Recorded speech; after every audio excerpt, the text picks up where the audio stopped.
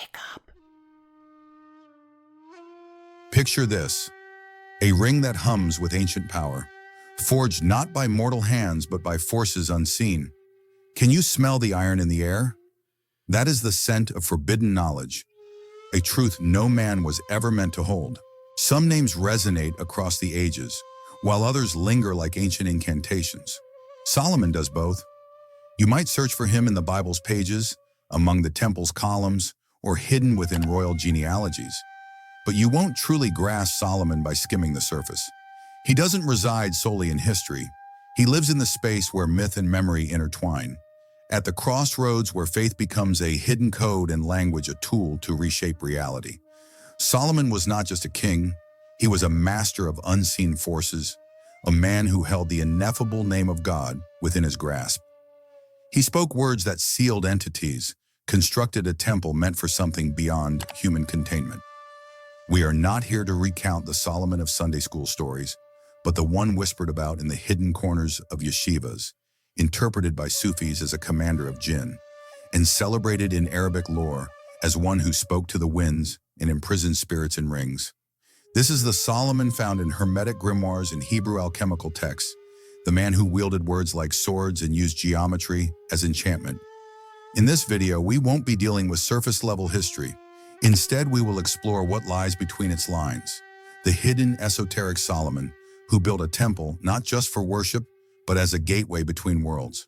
Prepare yourself to step through unseen doors into the realm Solomon once navigated.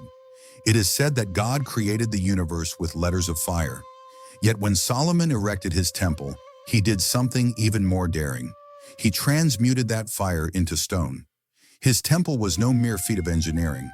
It was a living code, an architectural mandala, a spiritual mechanism operating across dimensions. To most, it appears as a historical monument, a testament to ancient faith. But to initiates, it is recognized as a mirror of the cosmos, a structure crafted to host the presence of the ineffable. It is said that God created the universe with letters of fire. Yet when Solomon erected his temple, he did something even more daring. He transmuted that fire into stone. His temple was no mere feat of engineering. It was a living code, an architectural mandala, a spiritual mechanism operating across dimensions. To most, it appears as a historical monument, a testament to ancient faith. But to initiates, it is recognized as a mirror of the cosmos, a structure crafted to host the presence of the ineffable. Kabbalistic tradition teaches that the world was shaped through the 22 letters of the Hebrew alphabet. For mystics, this is no metaphor. Each letter carries a vibration, a number, a geometry, a unique power. They are the primal building blocks of existence, the atoms of creation itself. When Solomon began constructing the temple, he did not rely on ordinary measurements.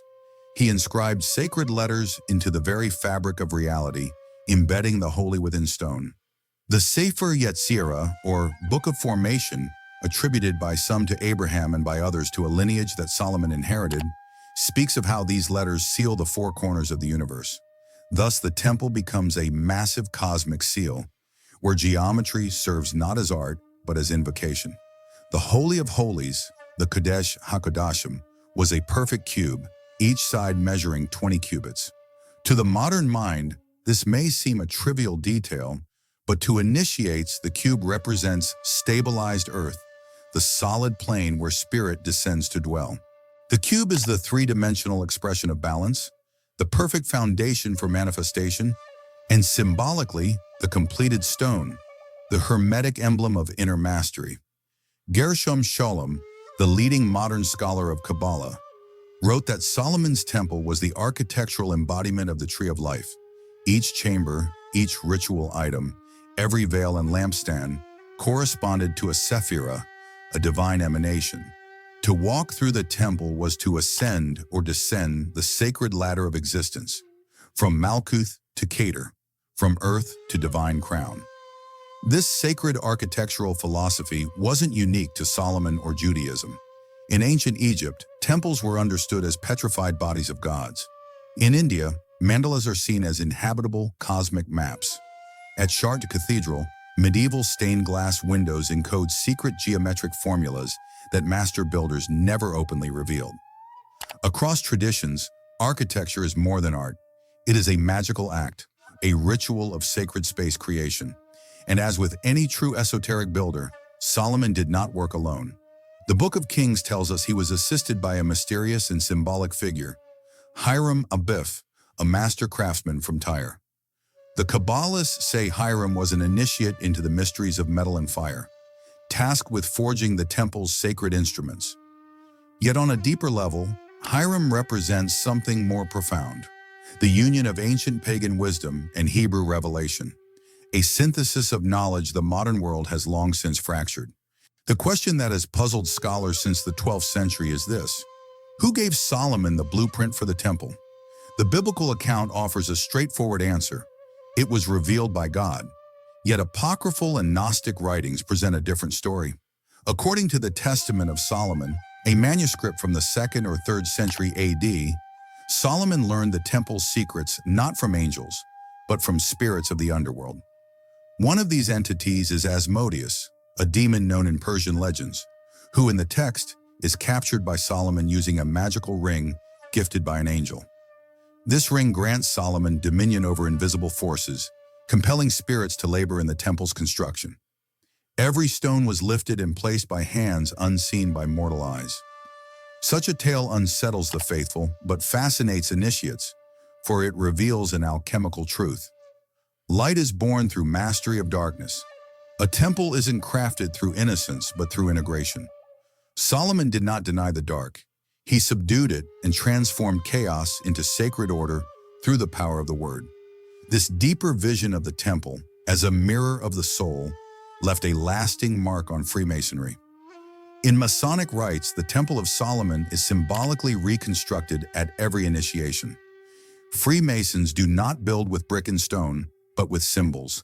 With each degree, new chambers are unveiled, not as physical rooms, but as expanded states of awareness.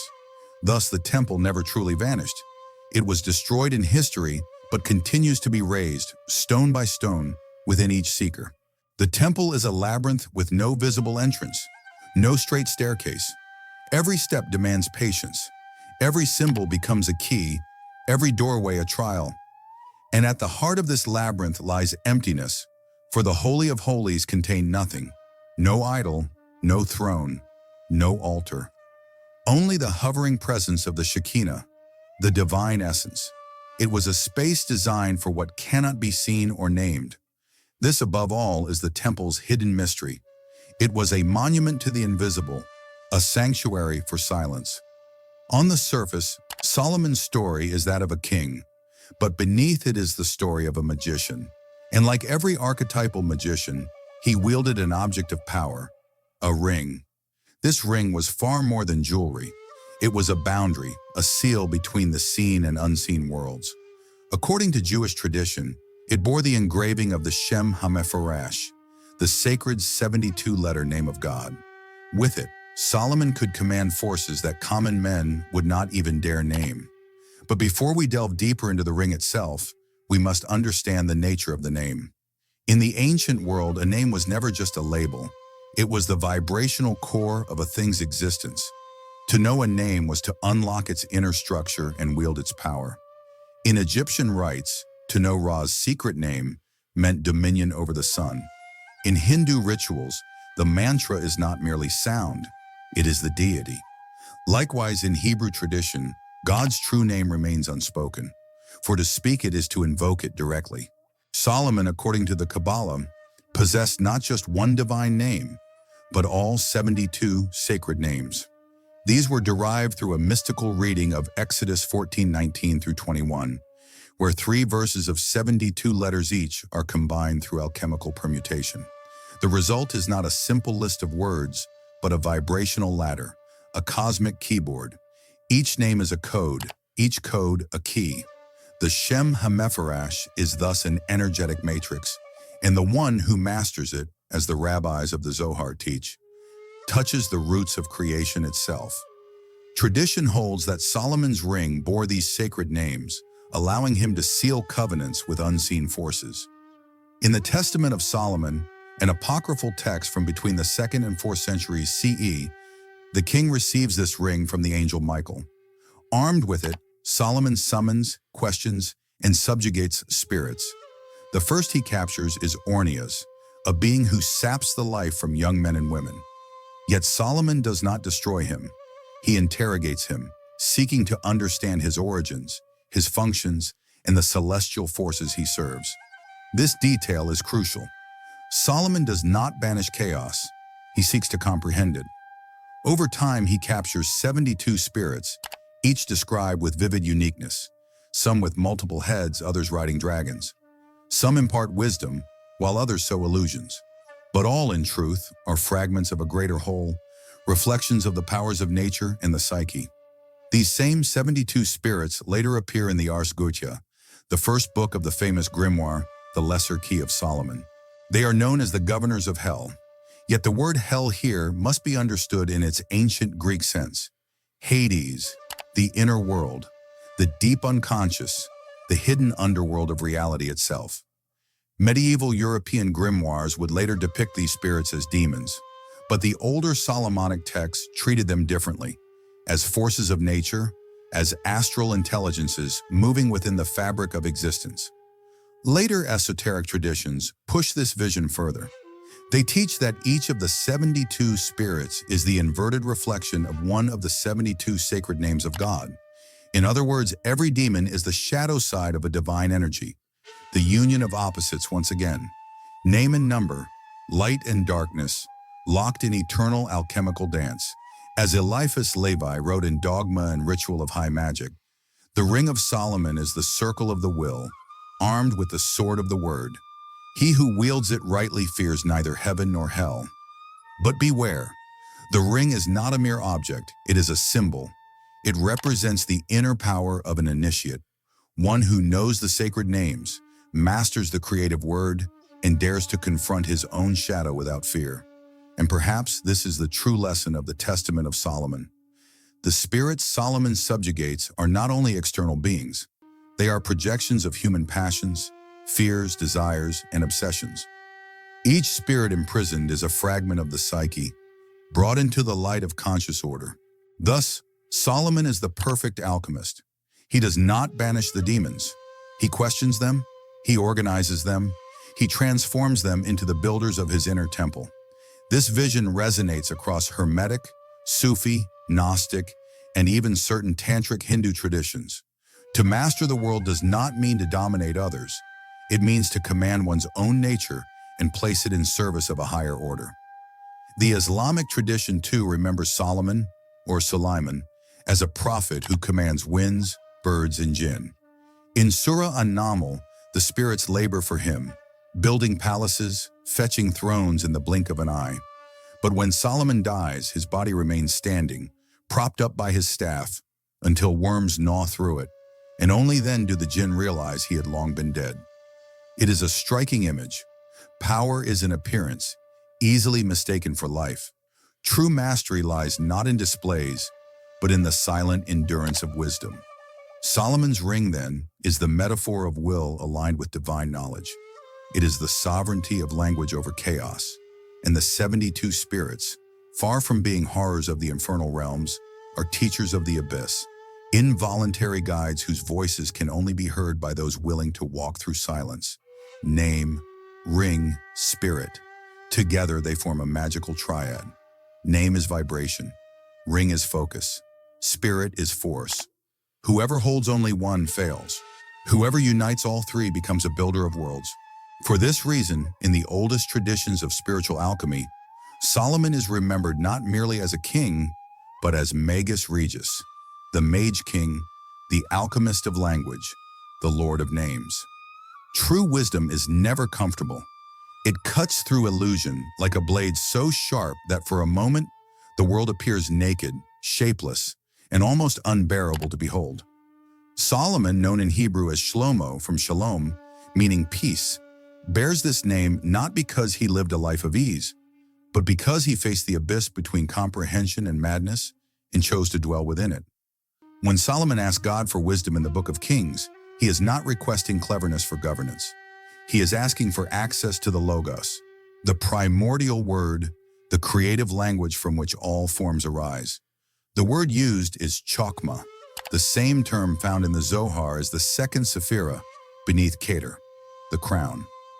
Chokmah is not intellectual knowledge. It is the first flash of creation, pure fire within the divine mind. And fire, when touched too soon, burns. In apocryphal texts, like the Wisdom of Solomon, attributed to the king but penned by Hellenized Jews in the 1st century BCE, wisdom is portrayed not as a concept, but as a living presence, feminine, luminous, seductive, and fearsome. Solomon writes that wisdom sits beside the throne of God, and that he loved her more than crowns and scepters. The message is unmistakable. Wisdom is not an attribute to possess, it is a presence to surrender to. The image of the king in love with wisdom echoes through Sufi poetry and Orphic hymns, the union of the mystic with the divine word. Wisdom is never conquered, it must be wooed, and like every divine lover, it demands absolute fidelity. Yet fidelity to wisdom is no easy path. It demands the abandonment of comfort, and there the drama begins. Harold Bloom, literary critic and informal Kabbalist, once wrote that Solomon stands as the first true literary figure of the divided self, a man who is both master and slave of his own searing clarity. This delirium of lucidity appears again and again in later mystical texts. In the Sefer HaBahir, wisdom is called a tree that only blossoms when its roots are anchored in non-being. Supreme wisdom, they say, is to know that you do not know. Solomon embodies this paradox, the greatest of sages, and for that very reason, the most disoriented of men. He reads the laws written across the heavens but cannot decipher the enigmas of his own heart. His personal life bears witness to this fracture. The same man who extols fidelity to wisdom is the one who loses himself among 700 wives and 300 concubines. Not as a hedonist, but as a seeker. A man searching endlessly for a mystery that even 1,000 embraces cannot reveal. The full understanding of the primordial feminine. These women, many foreigners, are condemned in traditional religious texts as snares. Yet in the language of esotericism, they are archetypes, each embodying an aspect of the soul that Solomon strives to assimilate, but ultimately cannot. It is the eternal dance between the Logos and the divine feminine. Endless, fascinating, unresolved. In Islamic mysticism, Solomon, Sulaiman, is called Al-Hakim, the wise. But it is said that his wisdom bred arrogance, and that in this arrogance, he temporarily lost his throne, usurped by a jinn who took his form. In Lithuanian Kabbalah, Solomon is the master of the middle gate, the one who knows both the realms of light and shadow, yet belongs fully to neither. He crosses through them. But those who pass through too many portals risk losing their way home.